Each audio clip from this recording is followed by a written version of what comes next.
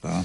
Pois é, agora o seguinte, uma empresa numa situação dessas quebra, né? Com certeza. Uma situação dessa, uma empresa que gasta mais do que ganha, quebra, né? Mas é que os hospitais têm um caráter social muito grande junto à comunidade, sua comunidade. Então eles começam a fazer quermesses, rifas, entende? Churrascadas, aquelas coisas todas se manter. Sorteio de automóvel, para se manter. Recebe incentivos do governo também, do governo do estado, para construir um centro cirúrgico, uma UTI, ou alguns leitos de UTI, afinal, várias situações. Mas se fosse como um outro setor da economia, deu o produto vale tanto, isso não acontece na saúde. Mas a gestão é transparente nos filantrópicos? Bastante transparente, sim. Tem Totalmente. controle do Ministério Público, tudo, Tem, né? controle do Ministério Público. Um hospital, para ser filantrópico, condição básica dele é que ele tem que atender 60% do SUS. Sim. No mínimo. E isso aí é regra. É regra. Dizer, é lei e é regra. E tem controle... Renato, isso tem controle, inclusive, do Estado, né? Nós temos uma gerência... Tem hospitais aqui em Santa Catarina fazendo 90% de SUS. Sim, ou mais. Agora, não é um problema, a gente está em plena discussão aqui, não é um problema, a gente já discutiu isso outras vezes também, né, doutor Ciro? Porque o hospital filantrópico, ele atende 60% ou mais SUS e o restante é convênio, privado e tal. Quando a gente mistura o público e o privado, geralmente dá problema, né? Imagino, porque, por exemplo, um hospital 100% SUS não se fala em dinheiro, do ponto de vista do paciente. O Hospital Celso Ramos não se fala a palavra dinheiro. O dinheiro entra no setor administrativo, que tem que cuidar do orçamento, enfim. Agora, falou em hospital público, não se fala em dinheiro, né? Num filantrópico, já se fala em dinheiro. Pelo menos para 40% daqueles que lá frequentam, que utilizam daquele serviço. Isso não pode ser um problema, a gente vai discutir isso daqui a pouco, depois do intervalo. E nós estamos falando dessas cirurgias que acontecem tanto no ambiente dos hospitais públicos, como filantrópicos em Santa Catarina. Quando nós falamos de hospitais filantrópicos, nós estamos falando de hospitais que atendem no mínimo 60% SUS. Doutor Tércio, chega a ser um problema você misturar atendimento SUS com atendimento privado? Por exemplo, você tem certamente nos hospitais filantrópicos médicos que atendem tanto para o SUS e tanto para convênios, para particulares.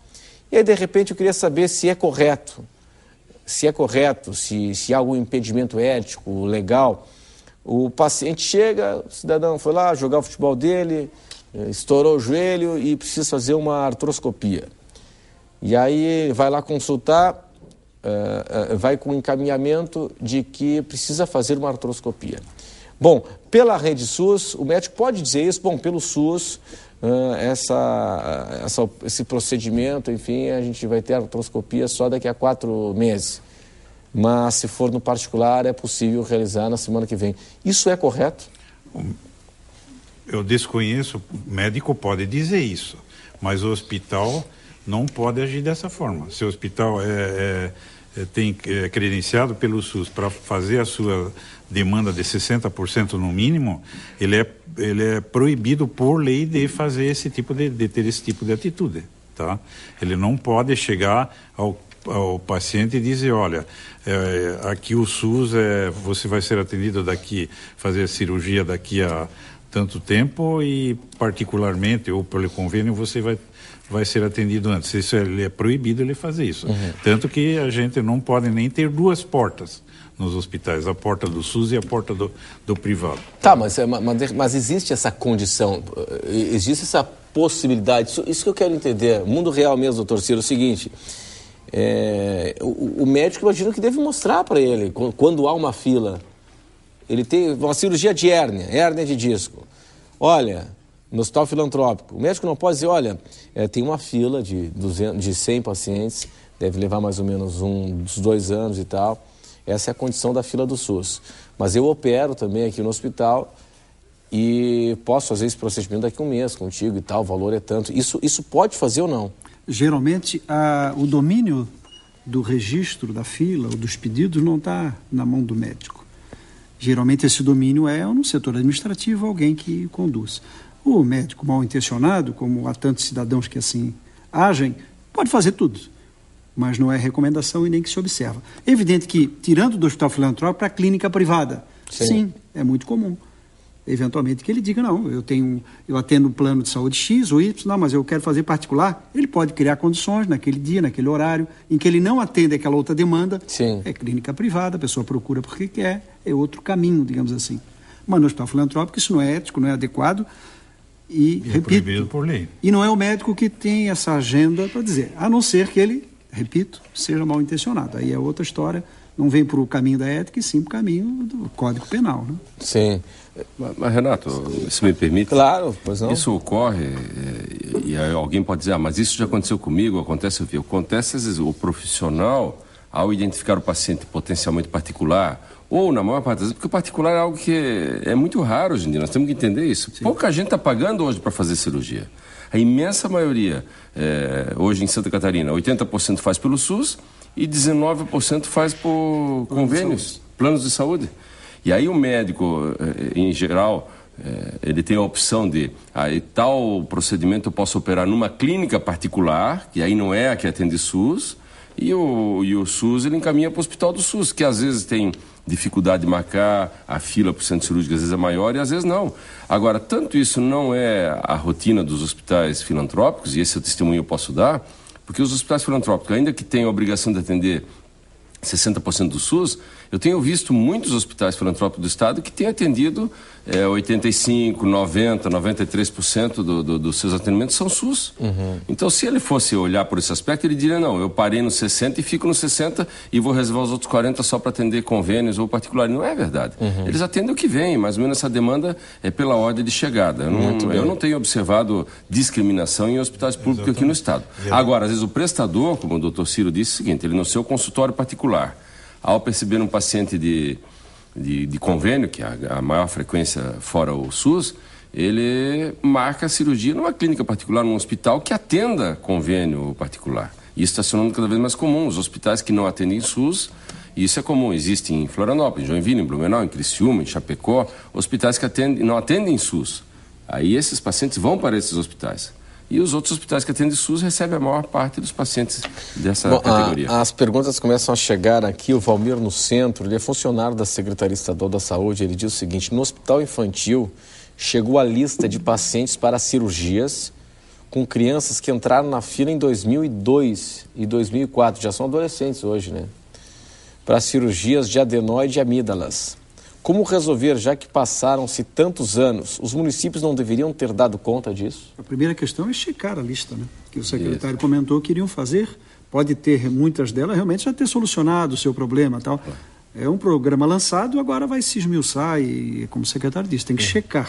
Agora, evidentemente, que se a lista é real e essas crianças cresceram, sofreram um prejuízo de não poder operar quando criança. Sim. É evidente isso. A grande maior parte desses que estão há mais tempo inscritos lá, que não realizaram o procedimento naquele hospital, já o realizaram em outro local, outro hospital, ou através de outro mecanismo, né? Agora, só para te dar uma ideia também de fatos concretos, Renato, o que aconteceu há 10 dias atrás em Joinville. Foram programadas cirurgias de vesícula por vídeo, a chamada videocolecistectomia. E havia uma pretensão de realizar 12 cirurgias, só foram realizadas 8, porque foram chamados mais de 40 pacientes e apenas 8 ou estavam em condições ou se apresentaram para a cirurgia. Quais motivos? Isso já dentro do mutirão? Já dentro do mutirão. Tá. Quais os motivos? Alguns pacientes tinham uma situação clínica que exigia um tempo de preparo maior. Paciente diabético que estava descompensado, ou hipertenso, ou grande obeso que não podia ser incluído naquele tipo de procedimento naquele momento.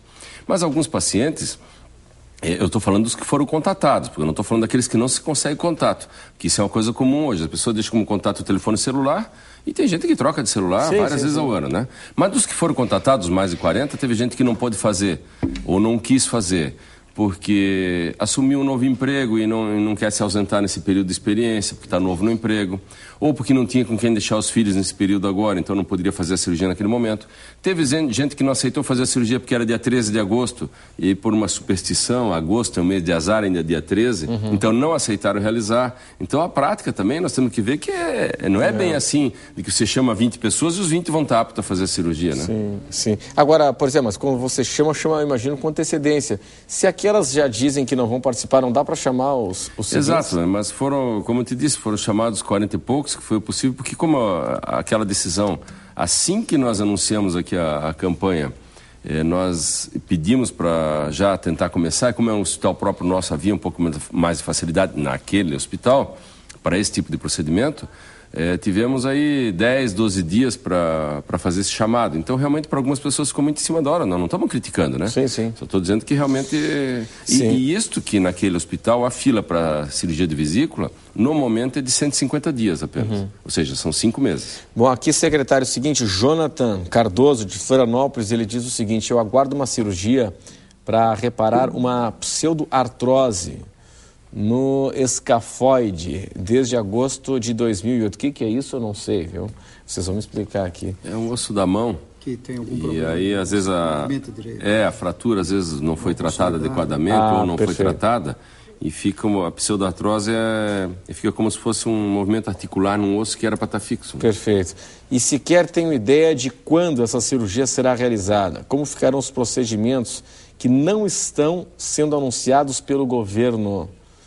Será que vou ter que acionar o governo? Essas cirurgias, a cirurgia de ortopedia, nós não estipulamos de forma fixa quais procedimentos. Então, são vários procedimentos de ortopedia.